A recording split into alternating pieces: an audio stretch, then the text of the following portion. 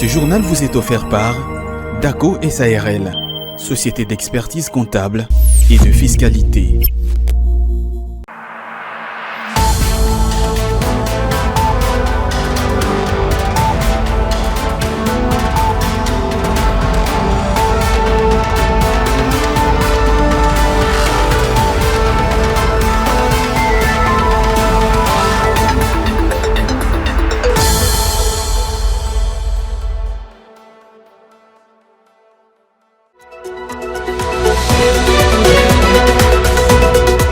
C'est un signal fort pour le redressement des finances publiques en République démocratique du Congo.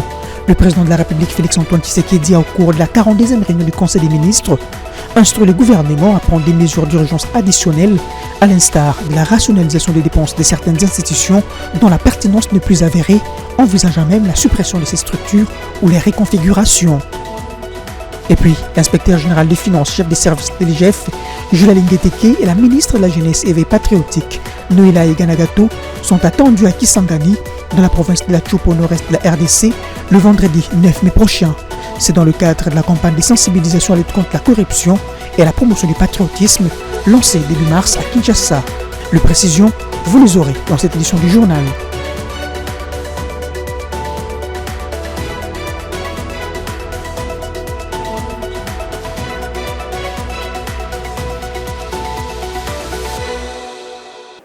Et voilà, c'est tout pour le titre. Mesdames et messieurs, bienvenue dans cette session d'information sur Ecofin Télévision.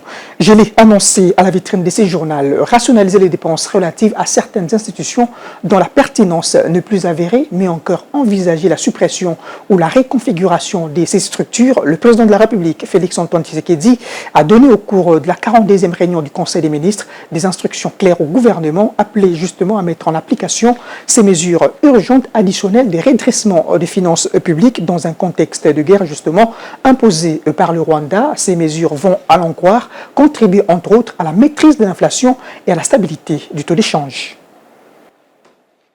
Deux instructions claires ont été données au gouvernement au cours de cette 42e réunion du Conseil des ministres, présidée par le chef de l'État. Félix-Antoine Tshisekedi tient à l'optimisation de l'offre économique dans ces contextes de guerre où s'observe une augmentation significative des dépenses sécuritaires.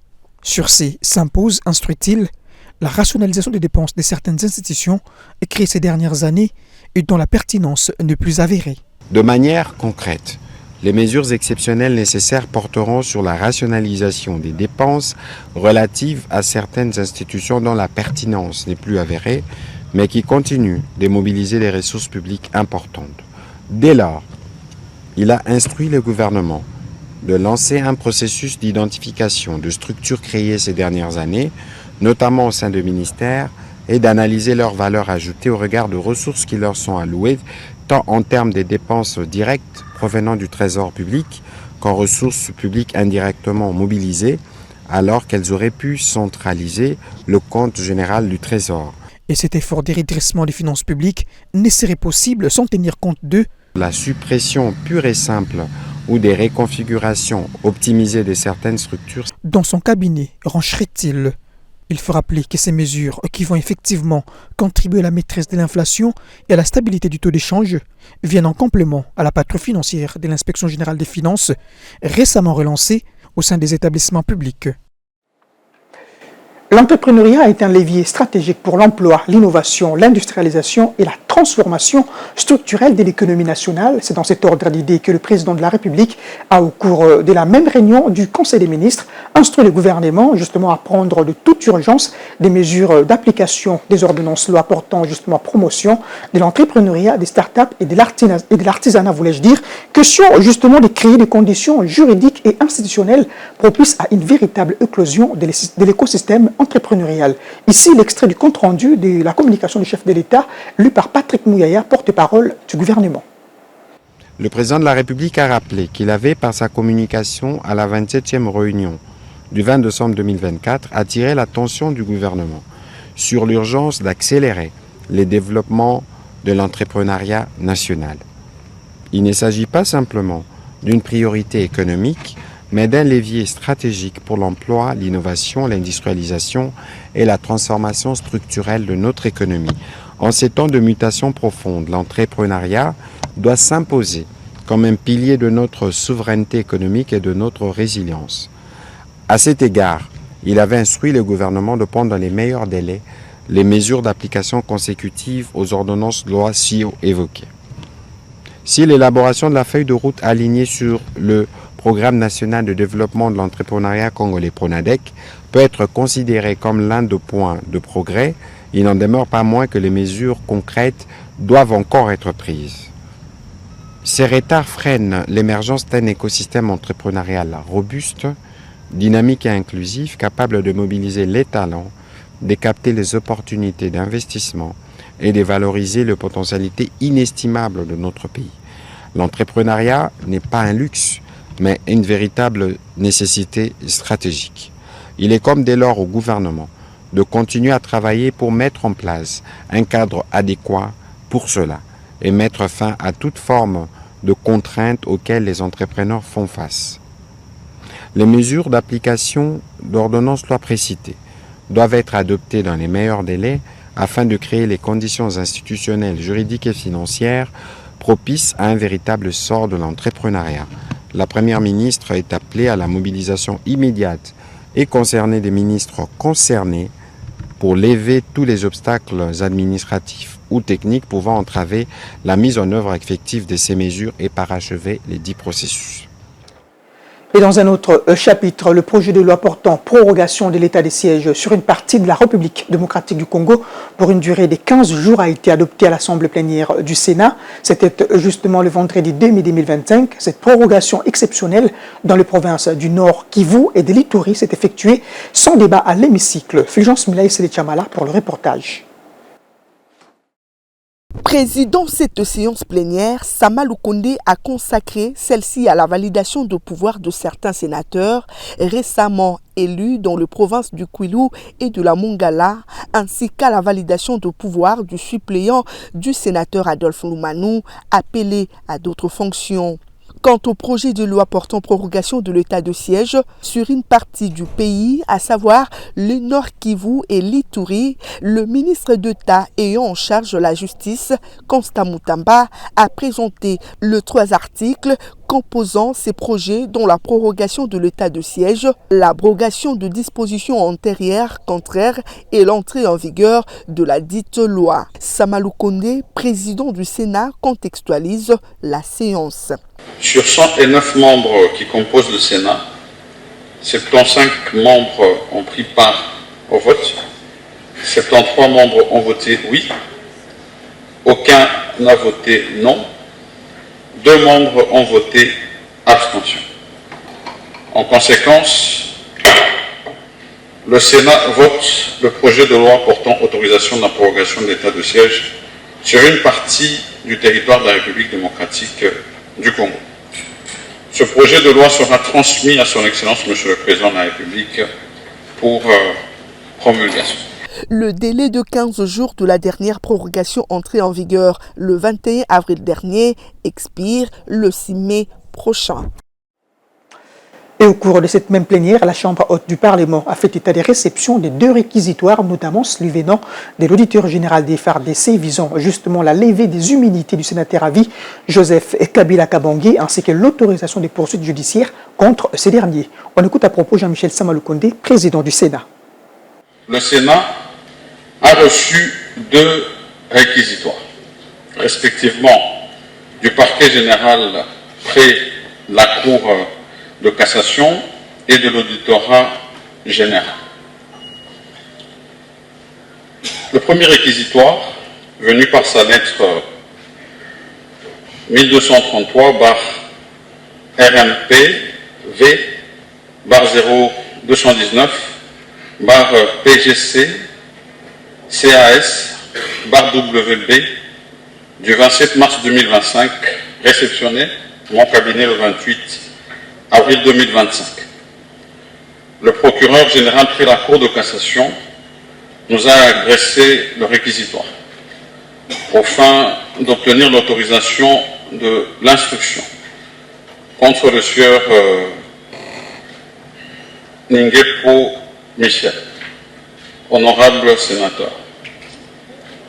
Le deuxième réquisitoire par sa lettre numéro AG, barre 0478, barre 2025, l'auditeur général près la Cour militaire nous a adressé le 30 avril, réceptionné le même jour, le réquisitoire tendant à obtenir la levée des immunités et l'autorisation de poursuite du sénateur à vie, M. Joseph Kabila Kabange. Et dans le cadre de la campagne nationale des sensibilisations à la lutte contre la corruption et à la promotion du patriotisme, lancée début mars à Kinshasa, l'inspecteur général chef des services de l'IGF Jules Alingué et la ministre de la Jeunesse et Éveil patriotique Noéla Aiganagato sont attendus à Kisangani, dans la province de la Chopo, au nord-est de la RDC, le vendredi 9 mai prochain. Le précisons justement dans ses commentaires. Prévue à l'amphithéâtre de l'université de Kisangani, cette nouvelle étape de la campagne de sensibilisation est placée sous le thème « L'implication de la jeunesse chopolaise dans la lutte contre la corruption et la promotion du patriotisme ». Elle vise à conscientiser le jeune de cette province sur leur rôle déterminant dans l'éradication des antivaleurs qui gangrènent l'appareil étatique congolais et freinent les développements de la République démocratique du Congo. Lancée à Kinshasa le 3 mars dernier, sous les hauts patronages du président de la République, Félix Antoine Tshisekedi, cette initiative s'inscrit dans une dynamique nationale visant à transformer les mentalités et promouvoir une nouvelle génération de citoyens intègres, actifs et engagés pour la République. À Kisangani, Jules Alingué entend rappeler que la jeunesse représente une force stratégique pour la lutte contre la corruption, d'autant plus qu'elle constitue la majorité de la population. Récemment à Kolwezi, Jules Alingué a déclaré que, je cite, « Nous ne pouvons pas construire un État fort, crédible si la jeunesse ne s'approprie pas les combats contre la corruption. C'est un combat moral, citoyen et patriotique. » Fin de citation. Pour sa part, la ministre de la Jeunesse et de l'Éveil patriotique, également attendue à Kisangani, insistera sur la nécessité d'un engagement concret de jeunes en faveur de l'intérêt général.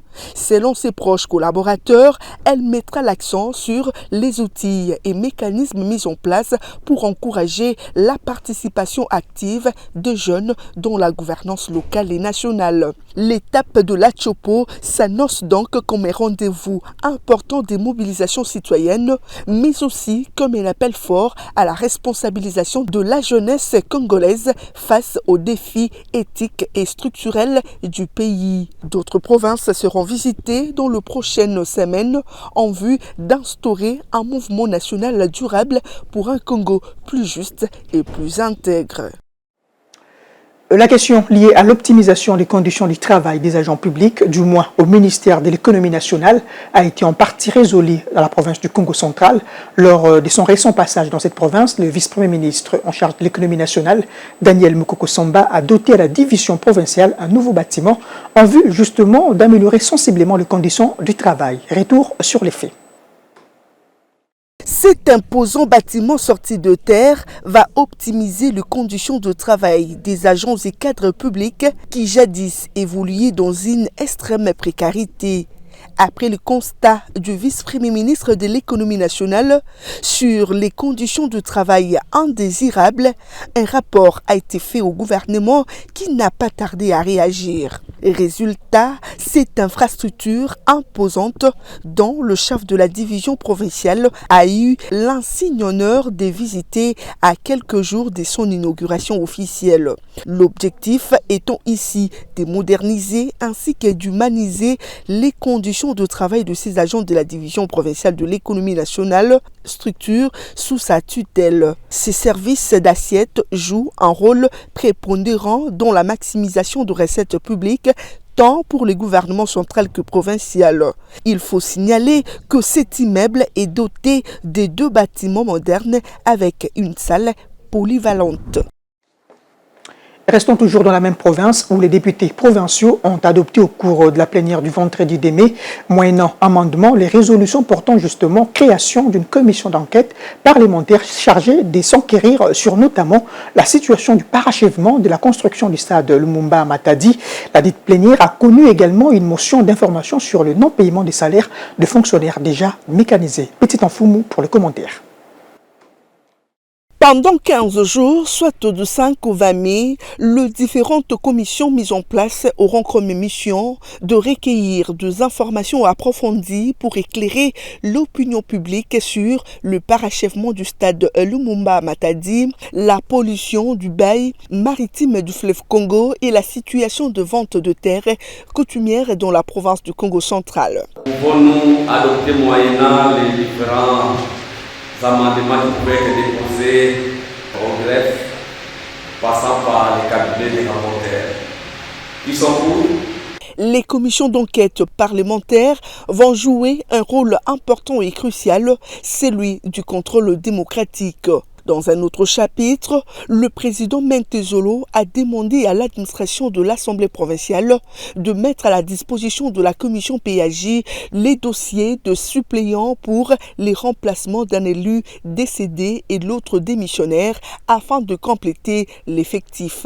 Nous passons au dernier point, c'est celui d'examiner les dossiers des suppléants des députés, mais les dépenses à pourvoir. Votre bureau va déjà transmettre les dossiers parce que, étant donné que nous avons validé les deux collègues ici, cela sous-entend leur dossier se trouve à l'administration de l'Assemblée provinciale. Et donc nous n'aurons pas de gymnastique à écrire à la CENI pour envoyer des dossiers. On va juste demander à l'administration de mettre à disposition de la commission PAJ les dossiers des collègues pour examen et on va adopter au niveau de la plénière.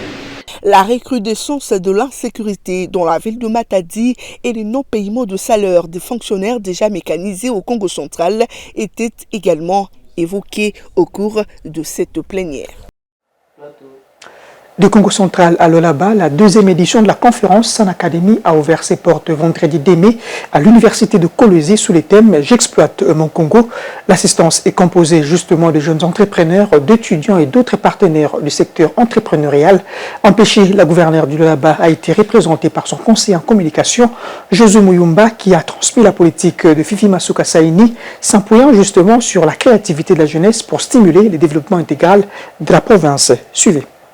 Dans un monde en constante mutation, la jeunesse congolaise, en particulier celle du Lualaba, se veut révolutionnaire pour le développement de la mère patrie. C'est dans cette optique que la deuxième édition des Sun Academy s'est tenue, éclairant les jeunes sur des questions d'ordre entrepreneurial. Durant 2 jours, du 2 au 3, des jeunes entrepreneurs et des étudiants lualabais se réunissent en conférence de renforcement des capacités pour échanger sur divers sujets académiques et professionnels sous le thème « J'exploite mon Congo ». Ce thème met en lumière le scandale géologique de la RDC, un pays potentiellement riche, encore à exploiter. Représentant la gouverneure des provinces, Fifi Masuka Saini, Josué Muyumba, conseiller en communication, a rendu hommage au chef de l'État qui lutte avec détermination pour la paix dans l'Est de la RDC. Il a ensuite salué les avancées de la province grâce aux efforts de Fifi Masuka Saini et encouragé la jeunesse, acteur du changement, à prendre en main son avenir avant de donner les coups d'envoi de cet atelier.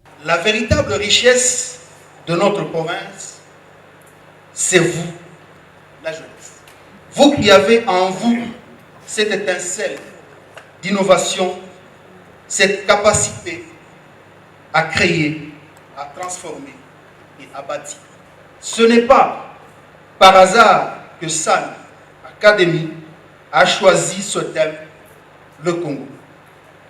Parce que c'est à vous qu'appartient l'avenir et parce que c'est votre talent, votre génie, votre détermination qui feront la différence. La province du Lualaba, riche en potentialité dans l'énergie solaire, l'agriculture, la gestion durable des déchets est une terre d'opportunités pour ceux qui oseront prendre des risques, innover et s'engager.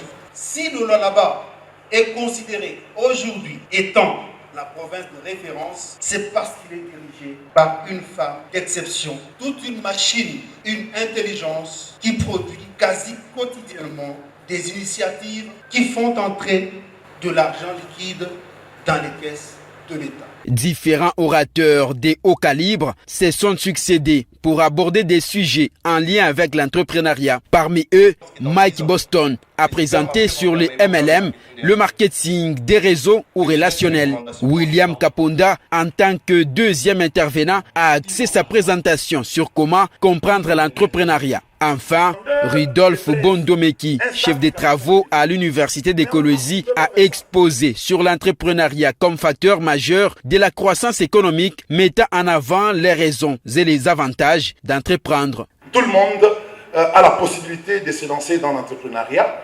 Vous voyez, une dame, un vierge, et puis là, sciemment. Pourquoi? Parce que sous notre cieux, j'étais passé quelque part. J'ai vu un sans-abri en France. C'est dans le froid.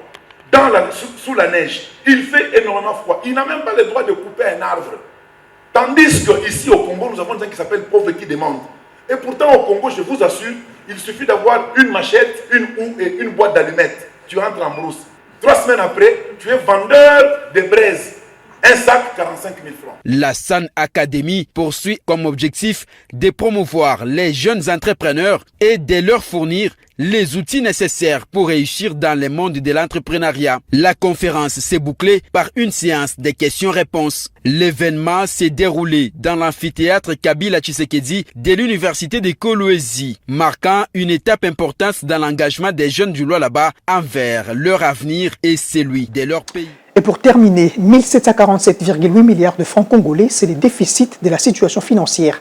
Enregistré au premier trimestre de l'année courante, ce solde est largement supérieur au déficit programmé de 724,5 milliards de francs congolais. D'après la note hebdomadaire de conjoncture économique, l'exécution du plan de trésorerie de l'État à la période indiquée présente justement un taux de réalisation de 109% pour les recettes publiques et dons reçus. Les détails. C'est un profond écart qui a été observé dans la projection trimestrielle et l'exécution du plan de trésorerie de l'État. La situation financière au cours de ces 3 premiers mois s'est affichée déficitaire avec un gap de 1747,8 milliards de francs congolais. Pourtant, les projections planchaient pour un déficit de 724,5 milliards de francs congolais. Nonobstant ces déséquilibres, les recettes publiques et les dons de l'État reçus à la période sous analyse s'affichent largement au-dessus des prévisions. Ainsi, il s'élève à 5 723,3 milliards de francs congolais, dégageant un taux de réalisation de 109,1%. Par contre, s'agissant des dépenses de l'État, elles ont connu un dépassement de 25,2% par rapport au niveau programmé. Prévues à 5 969,2 milliards de francs congolais, elles se sont finalement chiffrées à 7 470,8 milliards de francs congolais. Le mois d'avril étant celui de l'échéance fiscale, il faut noter que les projections des recettes publiques sont projetées à 3 943 milliards de francs congolais et les dépenses exécutées sont préalablement fixées à 3 514 milliards de francs congolais. Et voilà, c'est la fin de ce journal. Si vous nous avez pris diffusion en cours, voici tout de suite le rappel des titres. C'est un signal fort pour le redressement des finances publiques en République démocratique du Congo. Le président de la République, Félix-Antoine Tshisekedi, a au cours de la 42e réunion du Conseil des ministres, instruit le gouvernement à prendre des mesures d'urgence additionnelles, à l'instar de la rationalisation des dépenses de certaines institutions dont la pertinence n'est plus avérée, envisageant même la suppression de ces structures ou les réconfigurations. Et puis, l'inspecteur général des finances, chef des services de l'IGF, Jules Lingueteke, et la ministre de la Jeunesse et des Patriotiques, Noéla Eganagato, sont attendus à Kisangani, dans la province de la Tchoupo au nord-est de la RDC, le vendredi 9 mai prochain.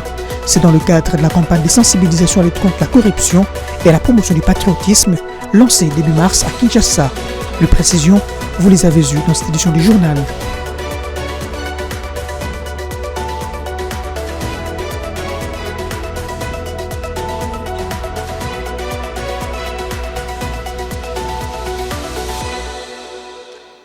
Ce journal est complètement fini. Merci à vous d'avoir suivi. Restez toujours branchés sur votre chaîne Ecofin Télévision.